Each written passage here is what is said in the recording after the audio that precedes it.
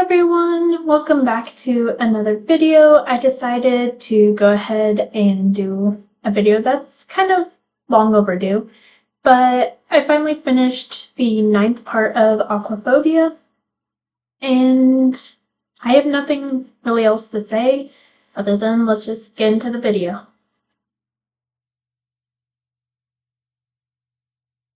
Part 9. A Mother's Piece of Advice. The cold air was a warm welcome to the diver, the frosty bite of the gentle wind making her cheeks pink. At least, she decided to believe it was the cold that was making her feel like this. She wasn't trembling, just shivering from the cold. She wasn't crying, it was just the moisture in the air. But even she knew that that was a lie. Seeing her parents, the people that had disowned her, all for some reason she had no control over, affected her more than she thought. In the moment, she felt so powerful and strong, but as soon as she stepped outside, a wave of emotions hit her like a brick. She sniffled slightly, barely registering the lightest touch on her wrist until a voice called out to her. "Hey, are you okay?" The copperette kept staring ahead, not wanting to show her puffy red eyes and quivering lip to the male. It was all too embarrassing for her. "Yeah, thanks." She sniffled again, using her free hand to carefully wipe her eyes. "How long have you known about them?" she asked. It really wasn't that hard to figure out. But then again, the de la Petite name was rather common in this region of France. Whether it was coined down to only a mere coincidence or an actual similarity, Adrienne wanted to know. The moment they began to sponsor the club, just from his tone of voice, Adrienne could hear the frown he was currently wearing. "You have your mother's dimples and your father's collective mannerisms. Their last name was just another added bonus, and no one else knows. When your mother talks so much about wishing she had a child." The copperette nodded. Quiet, not by choice. For just a moment, she composed herself in the silence, trying to gather her words. "So is that why you came to the reunion? I thought you had paperwork to do for the upcoming meet." She steadied her voice, hiding the small tremor in her all too quiet of a voice. "You could say that," Arthur agreed. "I couldn't let them ambush you. Sorry I didn't tell you." Adrienne bit at her lip, a bitter smile on her lips. "Why? You didn't know how they are and what my relationship is like with them. Why are you sorry? There's nothing to worry about." She stopped abruptly, mentally cursing at herself for raising her voice. But Arthur didn't leave. He never let go of her wrist, and after some time she realized that he was drawing circles on the inside of her wrist, an old calming method he used to do with her when the bullying got particularly bad. "You're right. I don't know what any of it is like, and you don't need to tell me," he finally spoke, soft and cautious. "You living on your own and never mentioning your parents was a dead giveaway to me. And besides, we're friends again, right?" The question really shouldn't have surprised her, and it made her feel guilty that it had. Regardless, she nodded. "Yeah, we are." "Then you need to trust that I care about you, Brigitte." A small smile tugged at her lips at the name. If he was calling her such a provocative name, then all must be back to normal. For the most part, at least. "Okay," she answered, her voice just above a whisper. It must have still concerned Arthur as he sighed in response, but if he had anything to add, he didn't say it. Instead, he stood with her in a comfortable silence. She really wished that she could stay longer, but with her parents' arrival, she didn't want to be anywhere near them. She didn't trust them or herself for that matter, and could easily see the whole gym erupting in flames. It was a funny thought that she placed at the back of her mind, but one she thought best not to become her reality. The copperette was pulled out of her thoughts when a silver car pulled up alongside the curve of the loop just a few meters away from her. She sighed in relief, recognizing Ava in the front seat. She turned to the blonde, not sure of what to say, but attempting to give him a small smile to assure him that she was fine and grateful for his help. He returned the gesture with a subtle nod, his fingers releasing their grip on her wrist as she began to walk towards the passenger side of the car. Adrienne closed the door, buckling her seatbelt and giving Ava a grateful smile, but said nothing more as Ava began the drive back to hers and Matteo's home. Adrienne wasn't trying to be rude, and Ava knew that. Ava had been Adrienne's upperclassman, and at one point her co-captain before the seniors graduated, leaving the spot open for Adrienne to grasp. In that aspect, Ava understood Adrienne the most out of anyone, so whenever Adrienne needed a motherly approach and comfort, the first person she contacted was Ava. "Hey, I just wanted to let you know, not to be too shocked, but I will be going out tonight with some other swim members that you most definitely remember. We're free to stay in the guest room, but if you want, I'd really like it if you joined us." Ava spoke softly. The copperette considered it briefly, finally looking at the older female with wistful, narrow eyes. "What kind of outing?" she asked, and she grew even more intrigued as Ava's lips formed a mischievous smirk. "The kind that forces you to wear dark makeup, a skin-tight dress, and drink for free." At that, Adrienne smiled widely. As much as she would love to mope right now, she really wanted to get out and just have fun, and given the description, there's only one place that the copperette could think of. "Is some private room karaoke and dancing also involved?" she asked, a teasing lilt in her voice, which made Ava laugh lightly. "Absolutely," she answered, pulling into the driveway. "Come on, let's go get you all dolled up." Adrienne looked at her and Ava in the mirror. They looked absolutely stunning. Ava had her short, wispy silver hair lightly feathered and messy, her eyes bordered by black cat-like eyeliner and thick, long black lashes thanks to her mascara. Her skin was flawless and smooth due to a little cream, and her lips adorned by a gel-based dark maroon lip gloss. Dangling bejeweled earrings hung from her ears, and a matching pair of bangle bracelets hung loosely on her left wrist. She wore a gorgeous black asymmetrical neckline rhinestone strap, embellished bodycon dress that hugged her body, the hem reaching her mid-thigh. The right sleeve was long, whilst the right sleeve was non-existent, just a simple rhinestone strap that connected with a braided pattern at her left side, revealing part of her back and side. She wore silver glitter pumps that left an open toe and strapped a braided pattern up to her ankle. Her nails painted a lovely shade of dark red that appeared almost black. Adrienne was dressed in a similar fashion. Her long copperette hair was loosely but securely locked into a ponytail plait, her ears still adorning her usual silver studs and rings in her upper to mid-helix. Her stud on the right side of her nose was more visible without her gold-framed glasses, and her eyes shared a similar thick, black cat-like eyeliner, but hers was double-winged, making her bright green eyes more noticeable and appear darker. A thick cream moisturized her face, and her lips only needed a little bit of clear lip gloss to finish the look. The mascara she wore highlighted her long lashes, her eyeshadow dark and shaded to perfection. She had been handed one of Ava's old dresses that was slightly tighter, hugging her curves perfectly.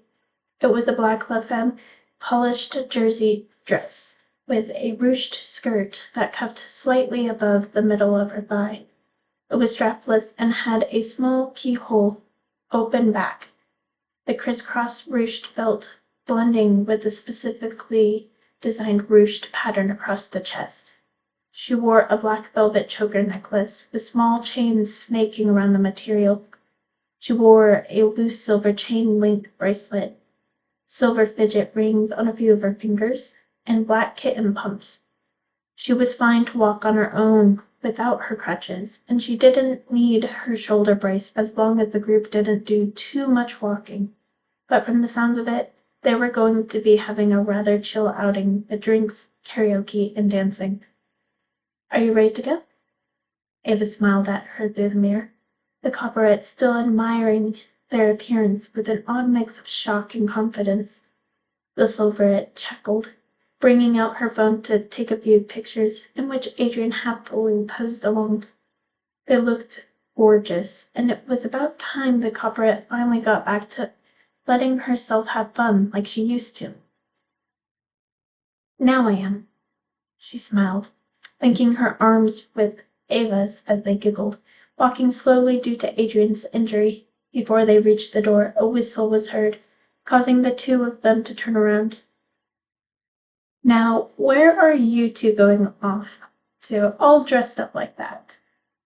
Althea asked, Ava spinning around to show off her look to her husband, who just shook his head but smiled nonetheless. Just a little karaoke and drinking. We'll be safe.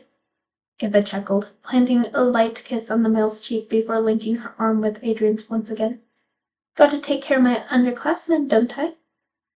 She winked, and the copperette couldn't stop her growing smile.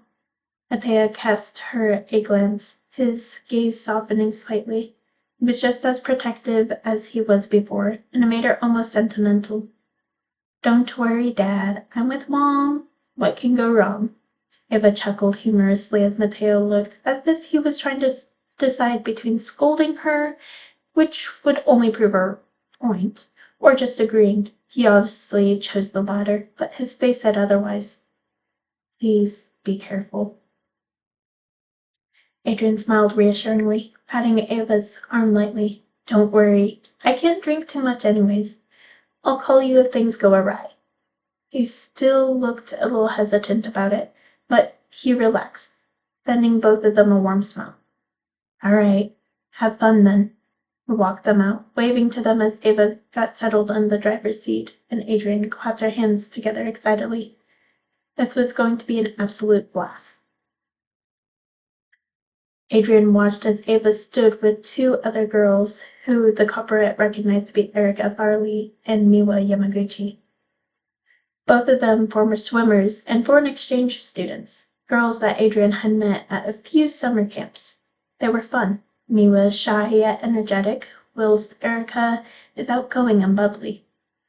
The group consisted of 8 people in total: Adrienne, Ava, Erika, Miwa, Alia Cherise, Avery Blaze, Atticus Legrand, and Joseph Monet. Adrienne was familiar with everyone present, some more than others, but she had at least met each of them 5 times individually.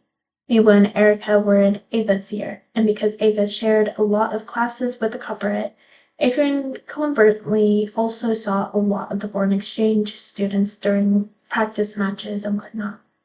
Miwa is originally from Japan, Erika from Scotland. Even though Miwa was a lot more shy, she had always seemed to feel comfortable around the younger girl. Perhaps it was because Adrienne herself was just an easy person to be around, or maybe it was because she had spoken in Japanese to the girl, reminding her of her home when she had been severely homesick. The copperette was polite, non-intrusive, and even spoke with honorifics. Sometimes it made the younger girl glad that her parents were diplomats and forced her into various language and proper etiquette lessons. As for Erika, Adrienne appreciated her energy at the pool. No matter who was swimming, teammate or opponent, she cheered for them, pushing them to be their best. Adrienne found her easy to be around, not so judged or as if people were intimidated by her. The blonde had actually been a nice acquaintance to have, someone who always knew how to make the environment safe and comfortable for everyone. For the others, it was an odd mix. Alia and Atticus were in the copperette's year. Alia went to school in Paris, Atticus in Lyon. again. She had first met them at a summer camp in her first year in high school. Alia is a nice girl, but she can sometimes come off strong. She's sassy, sometimes moody, and incredibly blunt. But Adrienne liked that about her personality. As for Atticus, she was always kind of put off by him because he was a playboy. She was fine with flirtatious comments, but he always seemed to just be an inch over the line, and that bugged her. Regardless, he was a good opponent, and she always enjoyed having meets against his school. Apart from her great dislike of a certain school in Ayan province, known as Universaliste, and their swim captain, she found herself actually liking two of their former divers, Joseph and Avery. They were polar opposites, Joseph salty and kind of brutal, but Avery light-hearted and easygoing. Upon hearing that they haven't yet got themselves a partner, desperately infuriated the Copperette. Even after all these years, she still saw how they were with each other, and she hoped that one day one of them would confess. It seemed as if the attire Ava and Adrienne wore was perfect, as everyone in the room was wearing black party attire. They were quite the good-looking group of people, and as soon as the party started, Adrienne couldn't remember what it was like without the constant laughing, singing, and light atmosphere. She sat in the somewhat dark room watching as Ava, Miwa, and Erica sang along to what sounded like California Girls by Katy Perry, everyone moving to the rhythm instinctively. She nearly laughed when Snoop Dogg's part came up and Miwa blew everyone away with her own solo. Instead, she sipped on her drink lightly, already feeling sort of lightheaded, but it was a good feeling, a great distraction from the events that happened earlier that day. "Hey!" A male voice caught her attention, a shoulder nudging against her non-injured one. She looked to her side and smiled slightly at the male, who was practically leaning over her. She chuckled, patting his head gently. "Already tuckered out? How unlike you, Mr. Playboy," she teased, which made him groan. "Nah, I'm just bored," he whined lightly. And Adrienne smirked, downing the rest of her drink and pulling him up to his feet. He looked at her quizzically, but widened his eyes as she dragged him over to the karaoke machine. "No, nuh-uh, not gonna happen," he protested, and Adrienne only rolled her eyes as the rest of her friends cheered them on. "Come on, gotta do something as a tribute to summer training camp for the captain," she winked, his face going absolutely pale. It made her laugh slightly as she searched for the song, tossing him a microphone. "All right, you all wondered what happened on that one mysterious training camp years ago, and only because I'm slightly liquored up, I will gladly show you one of the events that took place that trip." She bowed dramatically, seeing Ava smiling at her from behind her phone, which she guessed was recording by now. As soon as the song came on, everyone teased, but it didn't stop Adrienne from taking off her heels, sending a knowing look to the male. He sighed, but immediately got into character, stepping in time to their own choreographed dance. During the senior captain's training camp, there was a lot of tension. Adrienne to this day wasn't exactly sure what caused such animosity, but seeing that many other people were uncomfortable, she teamed up with an unexpected partner to try and alleviate the tension. That person was none other than Atticus. And even though she tried to stay clear of him after he wrongfully flirted with her and she responded by throwing him into the pool, he helped her plan every single event, providing her any support he could to welcome her as their youngest and only female captain at the time. She felt like she owed it to him to indulge him, and since she was in a rather weird mood today, she thought that this was the best thing she could do for him. The song that she picked out was a song that she didn't ever listen to, but only knew about because of Sebastian.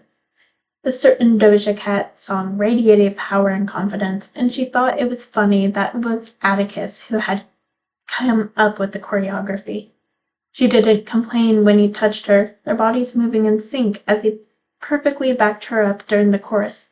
It was her idea to throw around some paso doble and samba moves at the last minute, and he kept up with her, earning her lots of cheers. The only thing that she could see were her friends smiling at her as Atticus spun her around, dipping her as she held onto the high note in the bridge. She was having fun, and for once it felt nice to be carefree. She had so much going on in her life that kept her occupied that this was her perfect escape. It was a performance that her friend group was familiar with, and they decided not to pry. After all, she was only like this when something was on her mind. They finished breathlessly, Atticus's arm around her waist as the friend group cheered for them. The copperette laughed, bowing theatrically before plopping back down in her seat. Girl, why didn't you tell me that's what went on at that camp? Ava whined, teasing her more and more about her little performance, but Adrienne couldn't find anything to be embarrassed about. Those seemed like so much fun, she pouted, making the copperette laugh in response. Because that was only one thing that happened, she winked, not daring to speak of all the other crazy and wild things the captains did during their final summer training camp. She made a lot of friendships that week, all because of the crazy adventures the captains experienced together. Aw, no fair, Ava whined, leaning over her shoulder and giggling to herself, waving her phone in front of the younger's face. Ah, you didn't. Adrienne's eyes widened, not in fear, but slight embarrassment. She wasn't really offended. She knew Ava was recording, but... Hey, what's wrong? The silverette seemed to notice her discomfort, the distant look in her eyes. What if he hates me? She asked. Her brows furrowed together. It took Ava a minute to figure out who she was talking about, but upon realization, she sighed. If he truly hated you, he wouldn't have liked the video. Plus, you can't worry all the time about making everyone comfortable. You did nothing wrong at all. You deserve to live life from time to time without the seriousness of the world. Ava reassured her, showing her the comments made on the Instagram post, specifically from Arthur. It made her smile slightly, and she finally relaxed, continuing to watch her friends sing and dance whilst she timidly drank alongside Ava. This was fun, and she knew Ava was right. She did deserve this right now. What's the worst that can happen? Alright guys, that was part 9 of Aquaphobia. It is definitely a different change from what the story is really going off of, so I kind of struggled with putting this piece together, but I needed a filler, something that is kind of off from the story that would also build onto some type of character development. Who knows? Maybe I could use some of the characters to cause some sort of barrier in the plot, but I don't know. I'm still playing around with it, but I think there's only 1 or 2 parts more before we get to my favorite part so far, only because it is, I think, the biggest part of angst in this series that I'm currently working on. But I hope you all liked this video and stay tuned for the next one. I am still working on part 10, but hopefully it will be out within a week or 2. Until then, bye!